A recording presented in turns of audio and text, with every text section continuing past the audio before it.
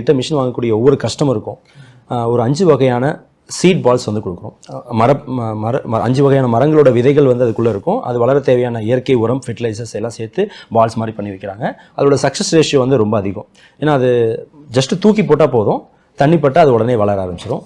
அது வந்து இயற்கை உரமும் இருக்கிறனால அது சீக்கிரமாகவே வளரும். பூச்சிகள்லாம் அதை சாப்பிடாது. அந்த மாதிரி ஒரு சீட் பால்ஸ் வந்து வெளிநாடுகளில் வந்து ஃப்ளைட்லேருந்து கொட்டுறாங்க. ஸோ நாங்கள் வந்து அந்த சீட் பால்ஸ் வந்து வர கஸ்டமர் எல்லாத்துக்கும் அதை கொடுக்குறோம். ஸோ அதை கொடுத்தோம்னா ஒரு பெரிய இம்பாக்ட்டுங்க. வர கஸ்டமர்ஸ்லாம் நிறைய ஹாப்பியாக ஃபீல் பண்ணுறாங்க. அவங்களுக்கு ஒரு சோஷியல் சர்வீஸ் பண்ண மாதிரி ஃபீல். நிறைய பேர் வந்து அதை இம்ப்ளிமெண்ட் பண்ண ஆரம்பிச்சிட்டாங்க. அதாவது அவங்கவுங்க ஷாப்ஸில் வந்து வரக்கூடிய கஸ்டமர்ஸ்க்கு ஒரு ரிட்டர்ன் கிஃப்ட்டாக கொடுக்க ஆரம்பிச்சாங்க. ஓகே, எனக்கு அப்போ தான் புரிஞ்சுது. ஸோ நம்ம பண்ணக்கூடிய விஷயங்கள் மற்றவங்களோட லைஃப்பையும் சேஞ்ச் பண்ணுது. இது மாதிரி நிறைய பேர் பண்ணாங்கன்னா அது வந்து ஒரு நல்ல விஷயமா இருக்கும்னு சொல்லிட்டு நாங்கள் இன்னும் சில விஷயங்கள் பண்ண ஆரம்பித்தோம்.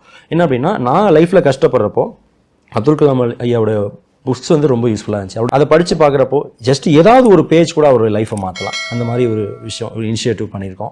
அது மூலமாக ஒரு 1000கணக்கான புத்தகங்கள் கொடுத்துருக்கோம். 10,000 விதமான பால்ஸ் வந்து கொடுத்துருக்கோம்.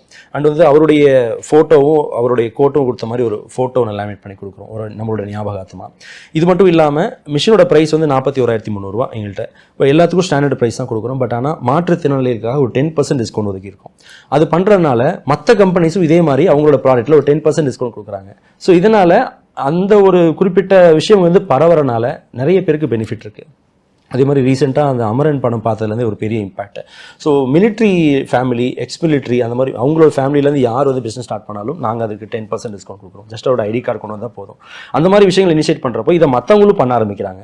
So Smiles of India Foundation சொல்லிட்டு அதில் வந்து யூஸ்வலாக ஒரு ட்ரஸ்ட் என்ன பண்ணுமோ அதே தான். ஒரு குழந்தைங்களுக்கு படிக்க வைக்கிறது, புக்ஸ் கொடுக்குறது, ரோட்டோரத்தில் இருக்கவங்களுக்கு சாப்பாடு கொடுக்குறதுலேருந்து ஏதாவது ஒரு சோஷியல் பெனிஃபிட் இருக்குன்னு சொல்லி அந்த ட்ரஸ்ட் ஸ்டார்ட் பண்ணோம். அதுக்கு ஃபண்ட் எங்கேருந்து வருதுன்னு பார்த்தீங்கன்னா, நம்ம மிஷின்ஸ், நம்ம கஸ்டமர் வந்து ஒவ்வொரு மிஷின் வாங்குறப்பையும் அவரோட பேரில் ஒரு 500 ரூபாய் வந்து அதில் டெபாசிட் பண்ணுறோம். அவங்கள்ட்ட தனியாக அது காசு வாங்குறது இல்லை, எங்களோட ப்ராஃபிட்லேருந்து தான் அதை கொடுக்குறோம். பட் அவங்களோட பேரில் டெபாசிட் பண்ணுறோம்.